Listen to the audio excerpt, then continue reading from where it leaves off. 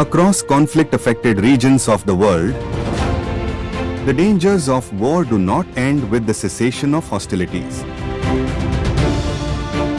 Hidden beneath the surface, on land, in cities, and even underwater,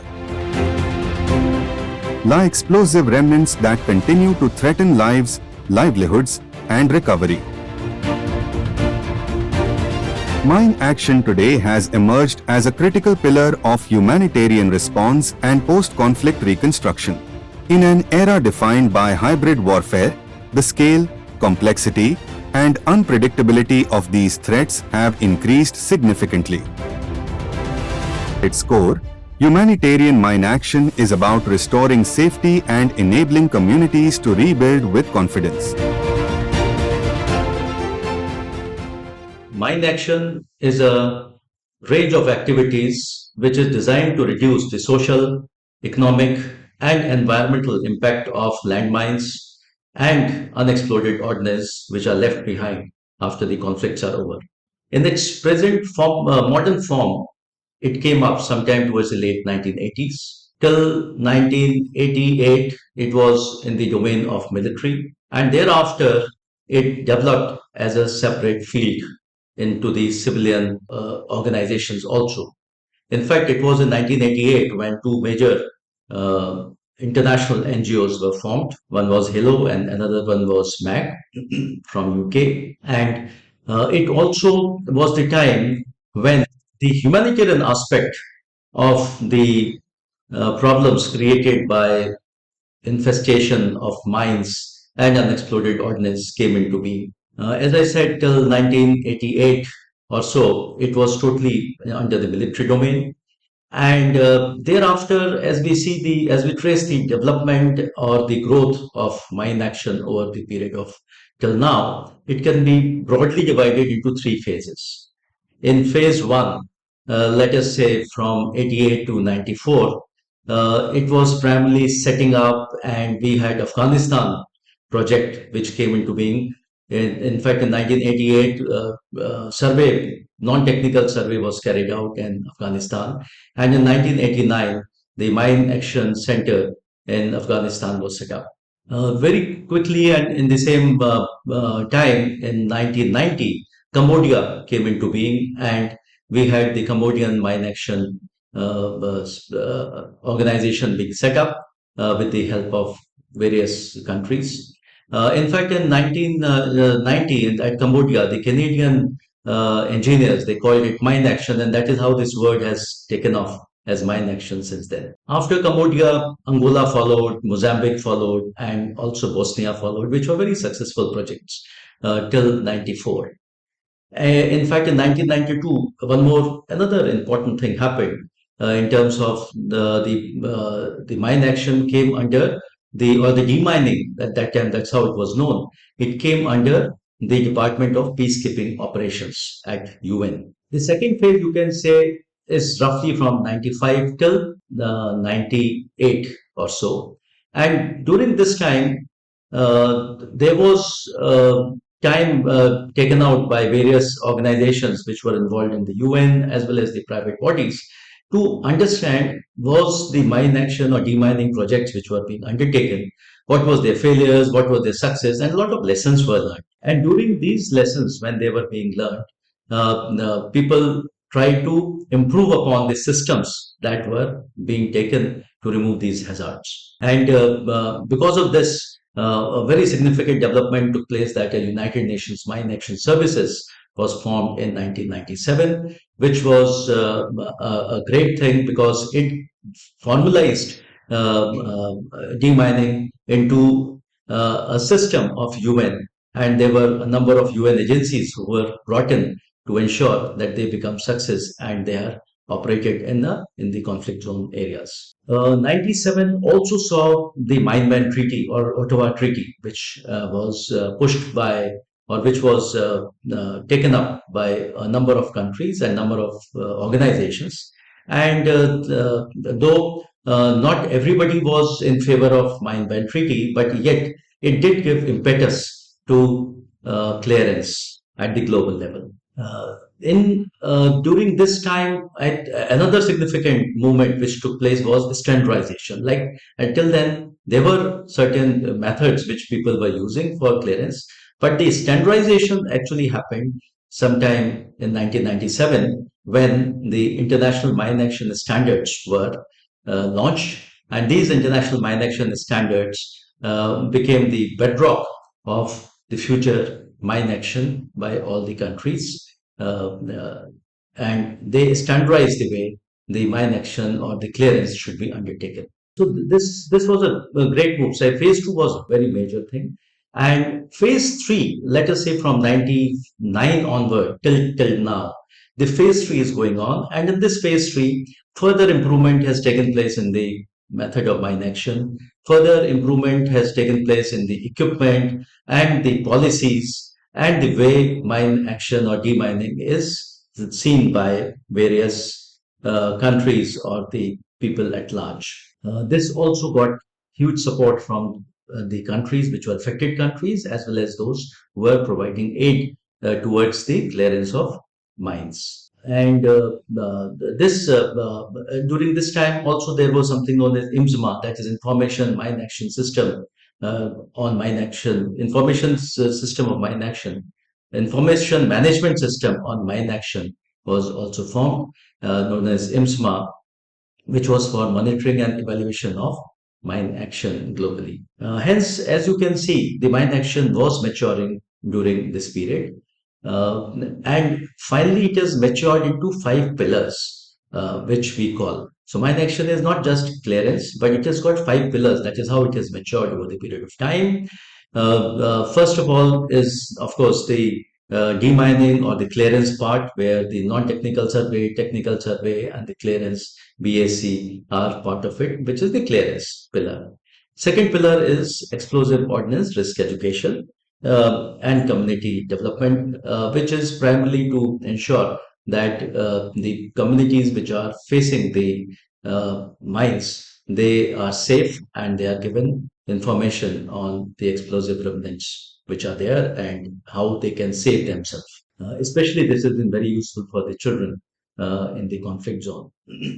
Then the third one is the victim assistance, third pillar of mine action, which deals with taking care of the victims of landmine and ERWs. Fourth is the stockpile destruction, because all those countries who agree to remove the stockpile or not utilize them, they also need to destroy their stockpile. So the fourth pillar is the stockpile destruction, and the fifth pillar is the advocacy to working towards the banning landmines, or at least use of such devices in a way that the civilians are uh, harmed in the least manner. So these are how the mine action has come up, and what mine action is today. However, the character of conflict itself has changed. Traditional battlefields have given way to more complex and diffuse environments.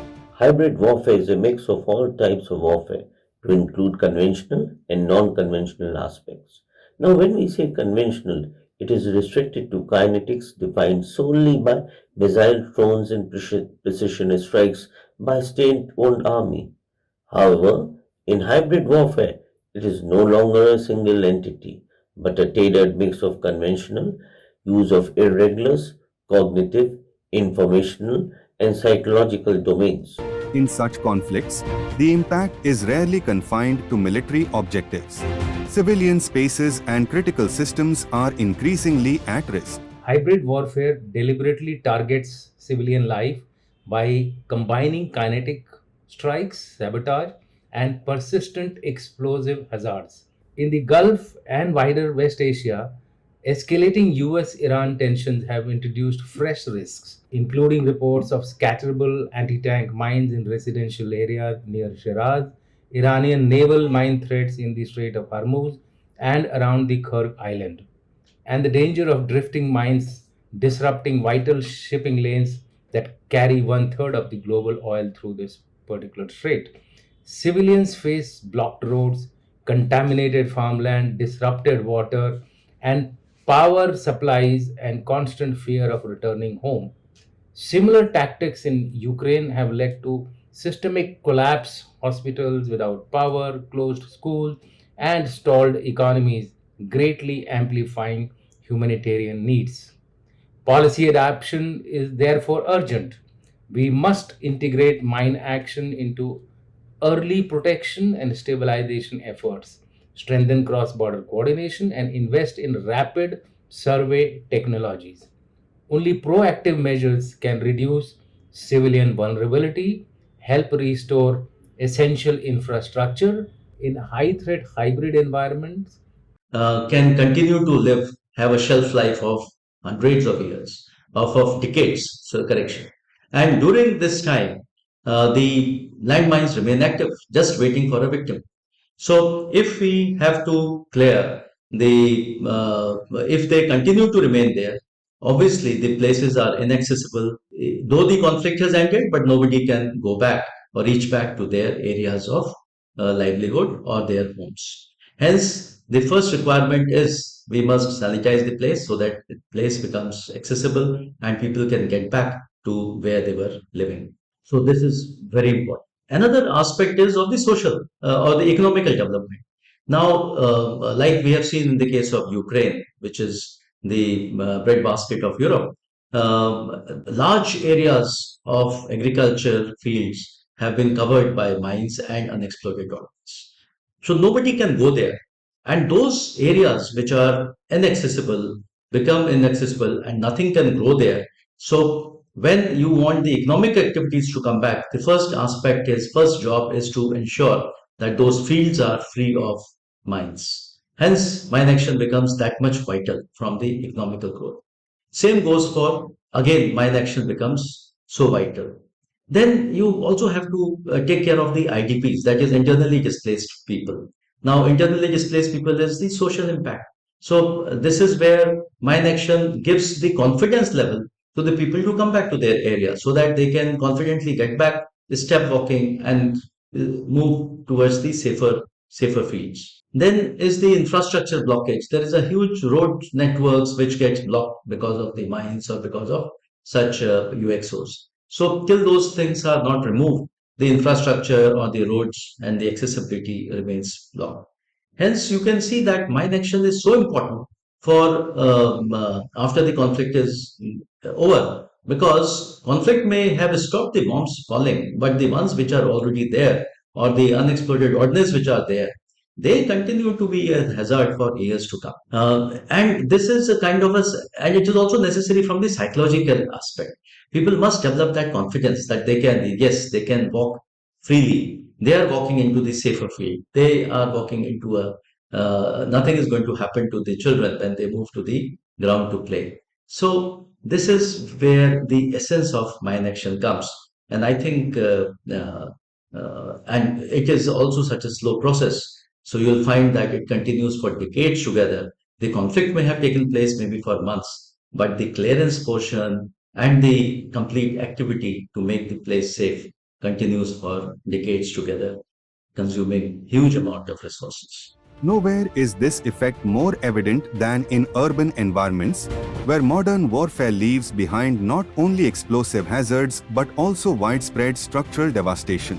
In both of areas, contamination is typically more varied and complex than in an open land. You have the presence of aircraft bombs, submunitions, artillery shells, rockets, missiles, and then of course improvised explosive devices, IDs, and booby traps, as well as abandoned ammunition sometimes. It's quite complex because you have these ammunitions underneath these collapsed buildings, and underneath the debris, that makes it harder to detect, as well as removing them. The increased risk of, the increased density of the environment and civilian population around adds to the risk So the planning and handling of these operations and clearance tasks are quite tricky. Why is it more complicated? Because you have this physical barrier between you and the ordnance. You have all this metal contamination around as well that interferes with your metal detectors, and the fact that you have to move this debris and rubble to get to the ordnance just adds a whole layer of um, ri- risk, because the ordnance is already so unstable, right? You have to be so precise to move the debris, and you have this dense areas of buildings that's already unstable with potential of collapsing and debris shifting. So when it comes to the planning and execution of these clearance tasks, it takes skills and technique, sometimes special equipment, but extreme caution. Structural rehabilitation in a war torn country is not just about rebuilding structures, it is about rebuilding lives, restoring dignity, and creating a foundation for the future. In regions like Gaza, where conflict has left cities fractured and infrastructure severely damaged, the challenge before us is immense. But within this challenge lies an opportunity to rebuild not just what was lost, but to build something stronger, smarter. In places like Gaza, Ukraine, Iran, and others, rubble is everywhere. Instead of treating it as waste, SPPL transforms it into recycled concrete aggregate or RCA. This material can be used to repair buildings, rehabilitate roads, and even construct new homes and infrastructure. This is not just engineering, it is sustainability in action. To ensure that every step meets the highest standards, SPPL acts as a project management consultant, overseeing material processing, optimizing mixed designs, ensuring quality, and supervising construction.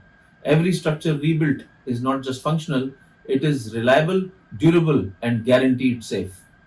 And even after construction is complete, the work does not stop. Post construction validation, advanced testing, and long term structural health monitoring systems, which are the core of what SPPL does, ensure that infrastructure continues to perform, adapt, and endure over time. To respond to these evolving challenges, mine action agencies are increasingly turning to technology to enhance precision, safety, and efficiency. Mine action is transforming rapidly with a combination of digital and field technologies. Drone surveys are now faster and safer by allowing teams to assess a hazardous area remotely.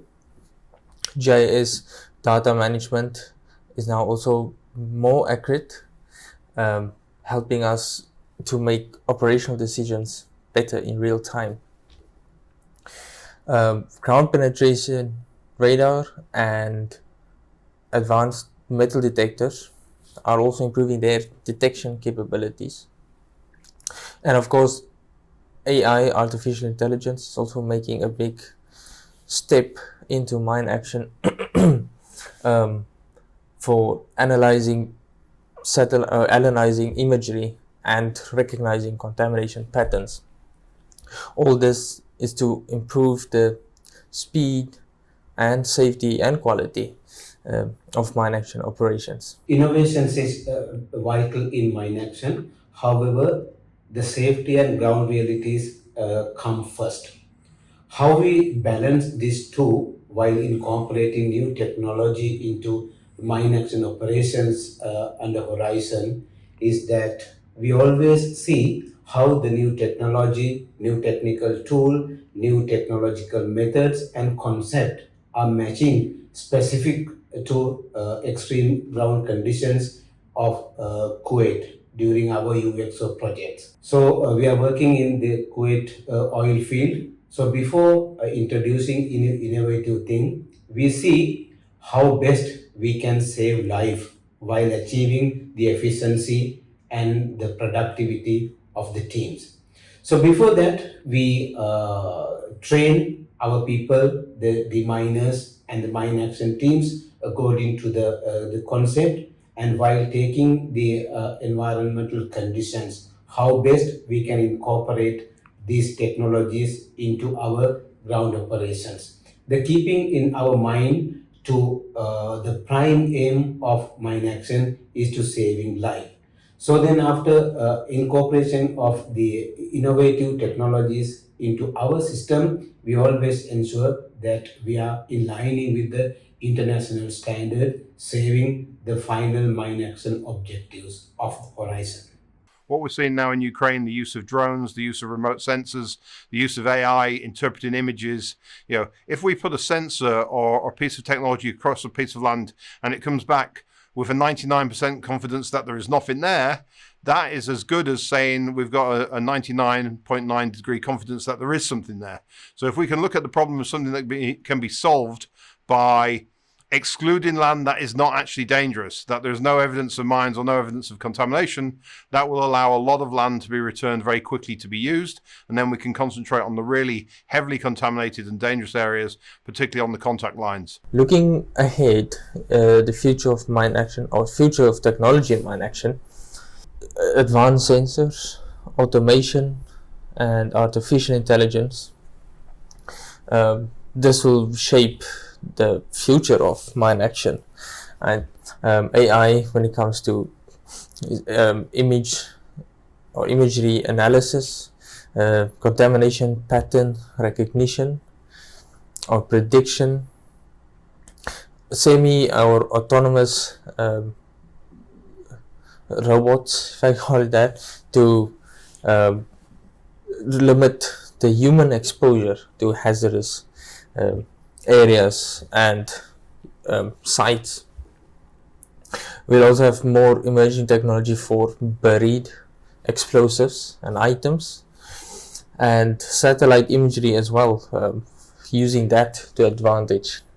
All of this is to increase speed and safety and quality as well, while minimizing human exposure to the hazardous area. How can we be thinking about getting ahead of the bomb makers, getting ahead of the problem, and using the new technologies out there to develop the skills, the knowledge, and the abilities to remove this threat? Beyond land and cities, another complex dimension often remains out of sight: underwater explosive hazards.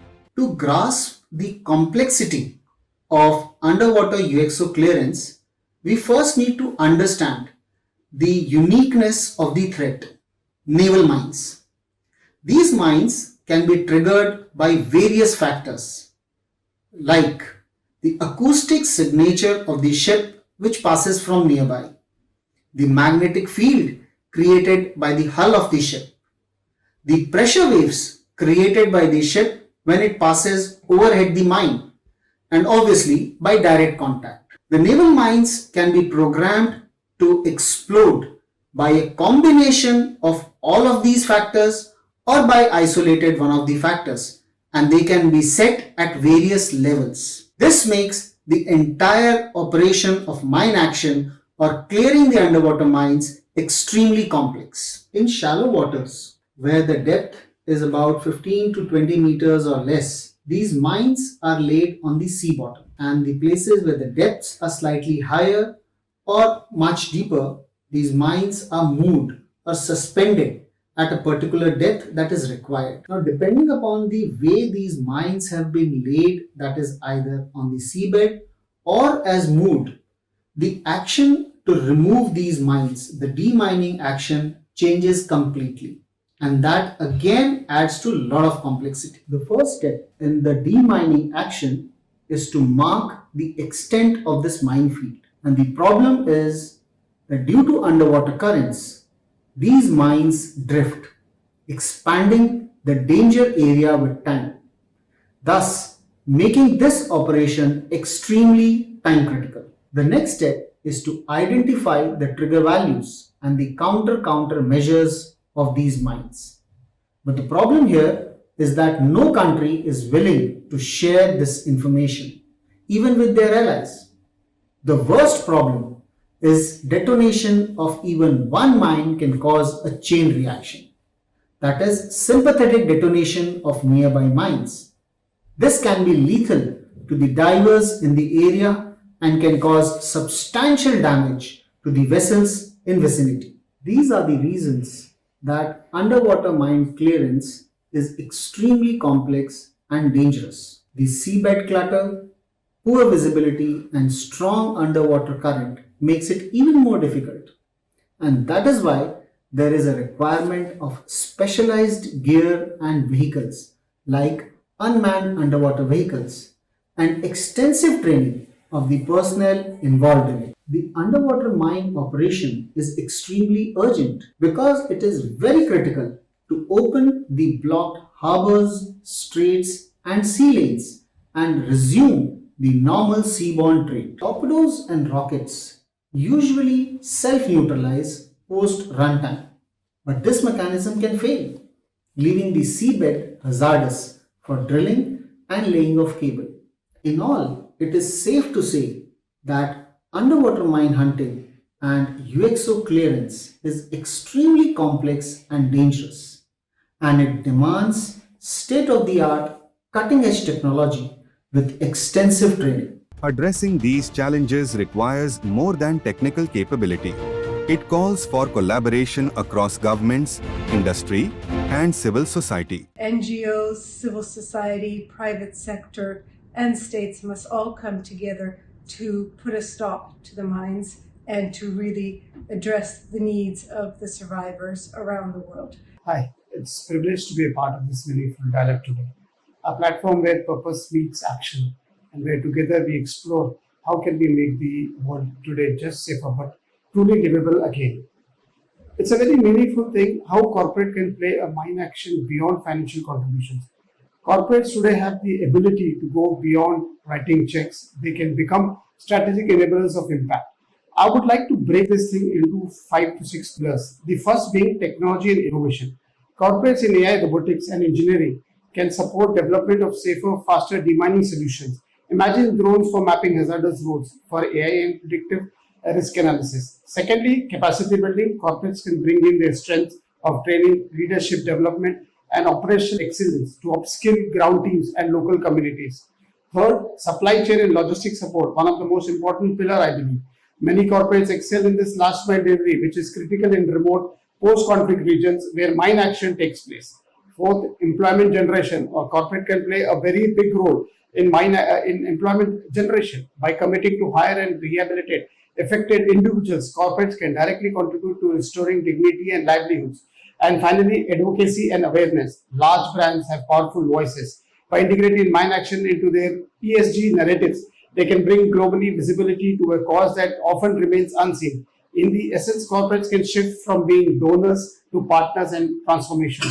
Mine action is often seen as clearing explosives, but in reality, it is the first step towards rebuilding lives. Once land is cleared, the real question is what next? How do communities heal, earn, retain their dignity? At Akhand Jyoti Foundation, this is where we focus deeply. We work with war widows, mothers who've lost children, other vulnerable women dealing with disabilities at home, etc., helping them rebuild through skilling programs, livelihood opportunities, and long-term economic independence. Through our partnership with Horizon Safe World Foundation, we are able to connect safety with sustainability. The second part is what makes partnerships successful. In this space, impact comes from combining strengths.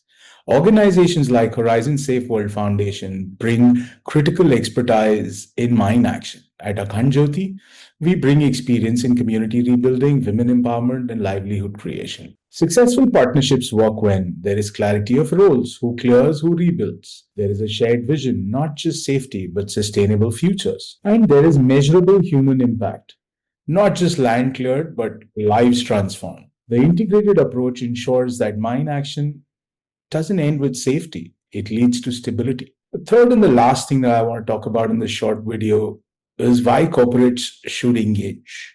For corporates, this is a unique opportunity to create end-to-end impact, not just removing a threat, but enabling a widow to earn again, a mother to support her family, a community to stand back on its feet. It aligns strongly with ESG goals, but more importantly, it delivers visible human outcomes.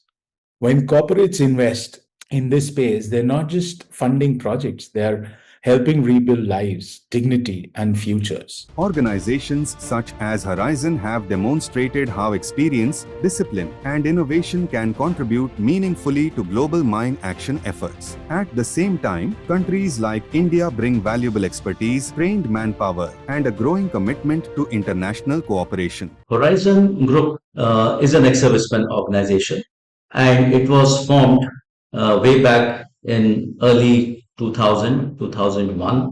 And that is how this thought came and the idea came that why can't ex-servicemen, Indian ex-servicemen, contribute towards making the world a safer place. And with this thought, yours truly did initiate the idea of forming the Horizon Group. And it was formed as a trust initially, Organization for Post-Conflict Environment Management, and thereafter a private limited company was formed, Horizon Assignments India Private Limited Company, and over a period of time we also formed Horizon Safer World Foundation. Now, it's in the last more than 2 decades, Horizon has made huge contribution towards making the world a safer place. And the group has been supported in a huge way by the government of India in terms of support in Sri Lanka. Also in Sri Lanka, the group was funded by the Royal Norwegian government. And Sri Lanka was a very major work which Horizon did towards the post-conflict recovery. It was almost for more than a decade Horizon worked there. Horizon has also operated in Jordan. It is operated in Transcaucasia, and Horizon is currently operating in Kuwait. Horizon has also established its footprints in Ukraine, in Cambodia, as well as in Angola, where it is keen to commence its clearance operation very soon.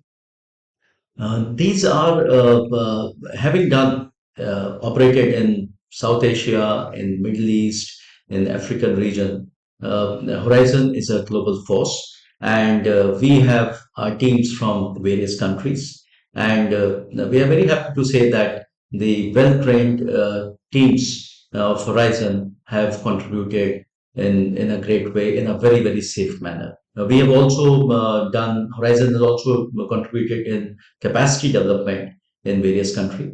In fact, in Sri Lanka, we were the first organization to train and employ women deminers and contributing towards the gender equality in mine action. So I think overall, I'm very proud to say that as the currently only active organization of India, Horizon has been part of the Indian way of thinking of Vasudev Kutumbakam and looking forward and contributing towards the safety and community development of the world as such. I would like to commend the Horizon team for its sustained commitment to humanitarian mine action.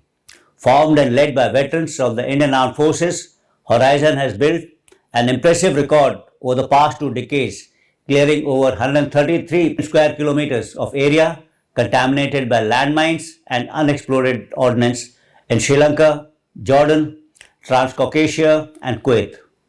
It has safely disposed more than 170,000 explosive devices.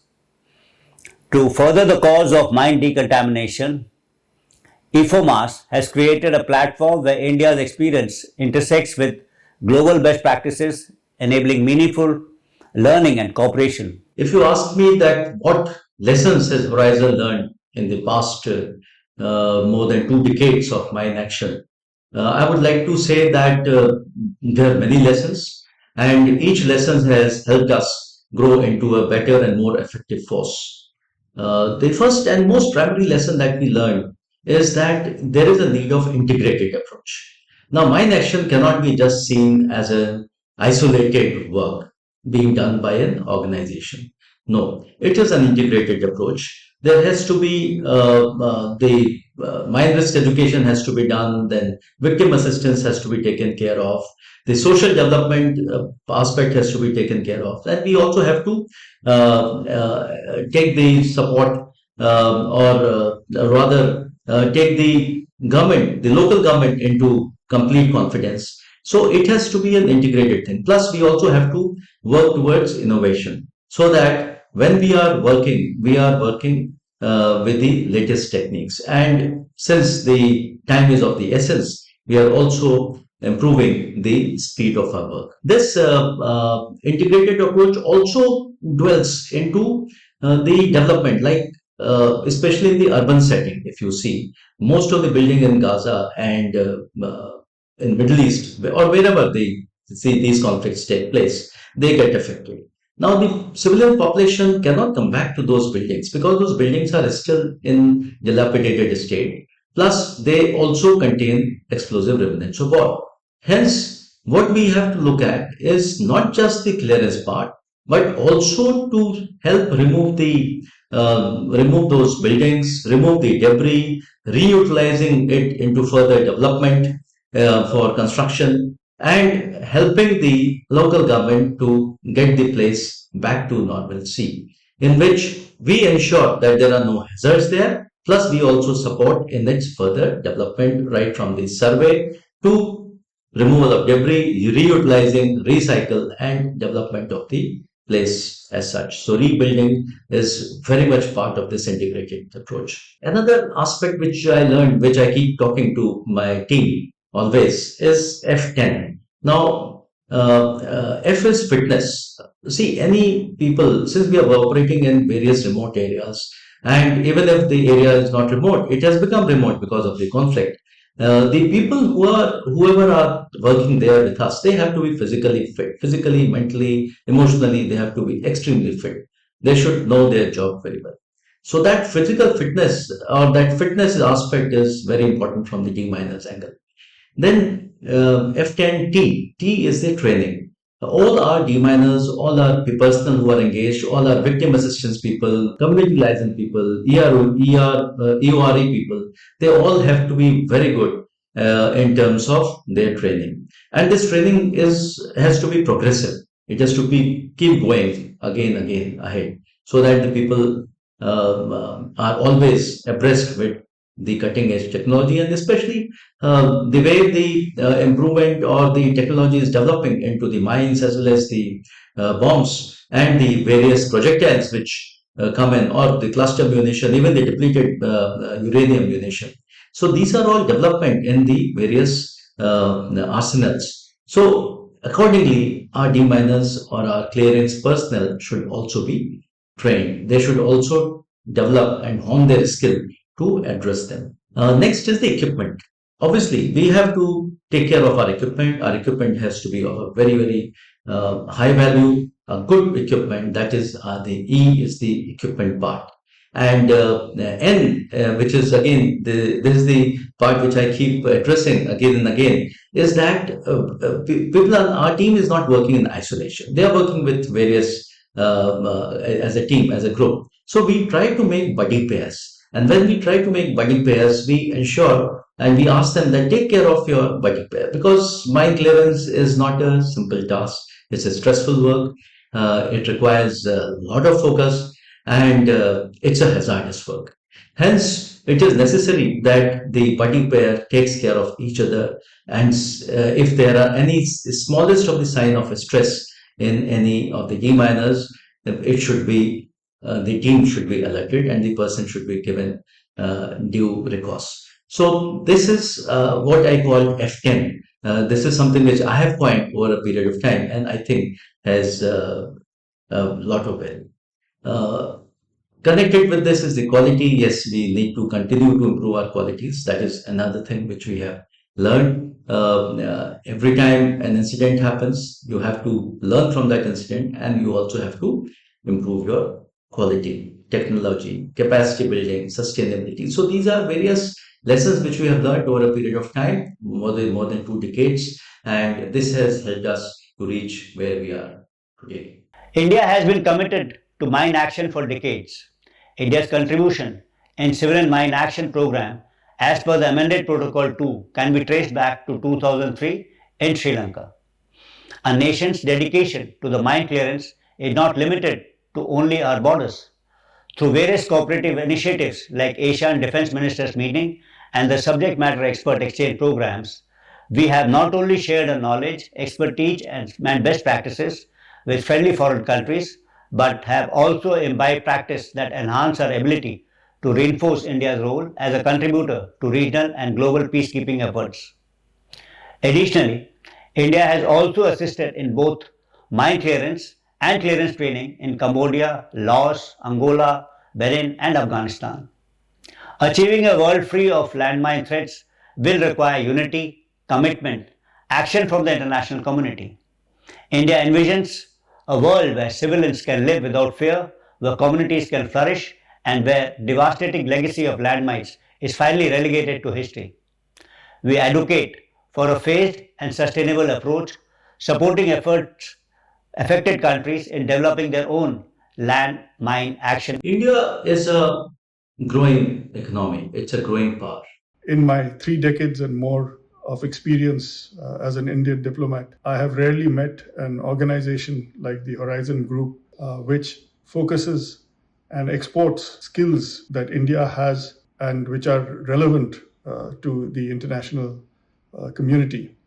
Colonel Mittal is, in my opinion, a visionary and has created a great organization. Horizon has been one of the key factors or one of the leaders in this sphere of mine action. And being an Indian organization, Indian based organization, now with a number of members from all over the world, we are forging ourselves forward as an ambassador of India towards this work globally. Its growth as far as the Global South is concerned and the spokesperson of Global South, I think can contribute tremendously, has been contributing tremendously, and has a big role to play for future well-being of the world. We have seen a number of conflicts taking place in the world. The Global South itself